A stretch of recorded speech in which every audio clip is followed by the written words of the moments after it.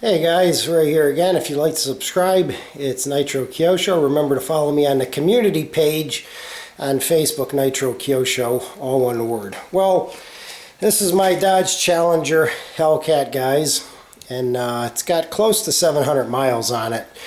And you're probably asking, why are you doing an oil change now? Well, this car gets used from April to about September, guys, and then it gets put into a car bag and it gets stored in the garage here over the winter. And it's not really good to leave the contaminated oil in there. A lot of debate about it, but the dealership said, you know, if you were driving it to its oil change time period, you know, year round, that's one thing, but, you know, using it for 6 months, storing it, you know, for the amount of money, go to Walmart, get the Pennzoil and filter for like 35 bucks, and you do it yourself. It's kind of a no-brainer on a car that costed this much money, guys. So I'm just going to show you how I did it. Now you can't get these kind of ramps. You can't get the car to drive up on it because the front there, it's too low. On my wife's Charger here, you can, because the nose is shorter. Alright, on hers it's easy, you just drive it right up. So what I did was, I've got a jack on one side. There's a little diamond shape in the frame under there that tells you where to put it. And I got one ramp under there for safety. We'll go over to this side. And you jack the other side equally. You got to go back and forth until you got it high enough. And then put the ramps under there for safety. Okay, and the oil plug here, alright, that is a 13 millimeter socket, and the belly pan is let's see, what is this? This is a 10 millimeter, and you've got 4 screws holding the belly pan, which is right here. Okay, and it shows you there 1, 3, 2, 4, and you take them off in the order that they tell you to. And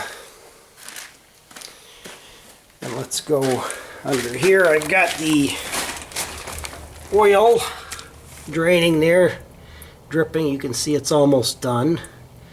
And this is going to give me a chance to inspect the underneath of the car, get some simple green, kind of wash the belly pans, wash any grime off the car. Okay, let me see if I can get under here and show you. The filter is right up here. Very easy to get at, guys. Obviously the plug is easy to get at. Okay. And you can kind of inspect the underneath of the car and everything and wipe down anything you want to. This car is going into storage.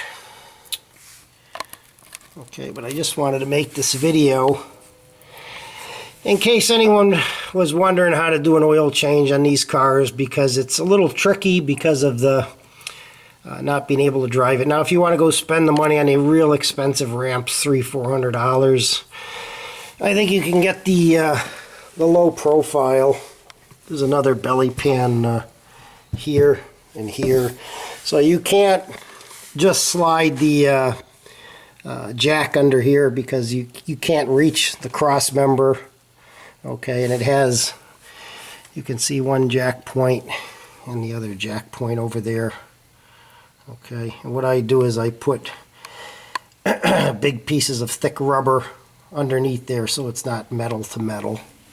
Okay, let me slide out from under here, guys. And obviously we've got our oil fill here. It tells you 0.40 it takes. Alright, and I had a hard time finding this oil, guys. Alright, I found this, believe it or not, at Walmart. It was the only one that had the Pennzoil 0.40. None of the auto parts stores had it. And you're probably wondering why it says Euro blend, but that is the right oil. I called the dealership, and that's what it does use. There was an older oil that actually said SRT on it, which they don't have anymore. And I picked up one of these. This is an oil filter. That's a cap wrench, 93 millimeter, 15 flutes, AutoZone, heavy duty. And this is for taking off the oil filter. Make it a little bit easier than the old style spring type that you could never get in the right areas. So that's pretty much how you do it, guys. I can't really show you the, I'll try to, but they're going to be covered by the jack.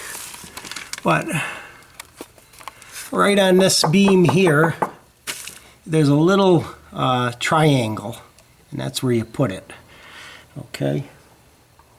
And then in the back, if you ever have to jack it in the back, okay, if I can get this right, there's a plug here, rubber.